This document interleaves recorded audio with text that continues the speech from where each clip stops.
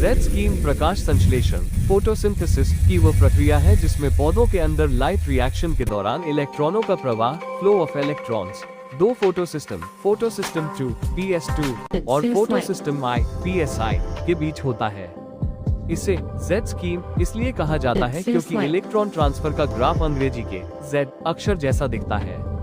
Light absorption by photosystem 2 PSII जब सूर्य की रोशनी chloroplast के थाइलिकॉइड मेम्ब्रेन पर पड़ती है तो फोटोसिस्टम 2 P680 की क्लोरोफिल अणु क्लोरोफिल मॉलिक्यूल्स उसे एब्जॉर्ब करते हैं। इससे उनके इलेक्ट्रॉन एक्साइट होकर हायर एनर्जी लेवल पर पहुंच जाते हैं।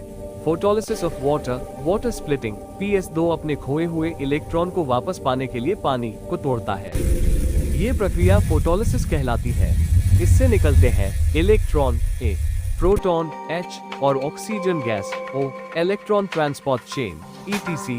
अब ये हाई एनर्जी इलेक्ट्रॉन PS2 से निकलकर plastic quinone PQ, cytochrome B6F complex plastocyanin PC के रास्ते से गुजरते हुए PSI तक पहुंचते हैं।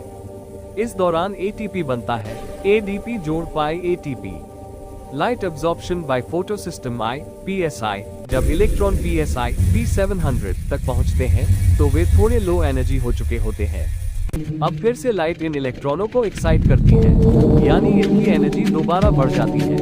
Formation of NADPH। अब ये हाई एनर्जी इलेक्ट्रॉन NADP को रिड्यूस करके NADPH बनाते हैं। यह NADPH और ATP दोनों बाद में डार्क रिएक्शन कैल्विन साइकिल में काम आते हैं ताकि ग्लूकोज बन सके।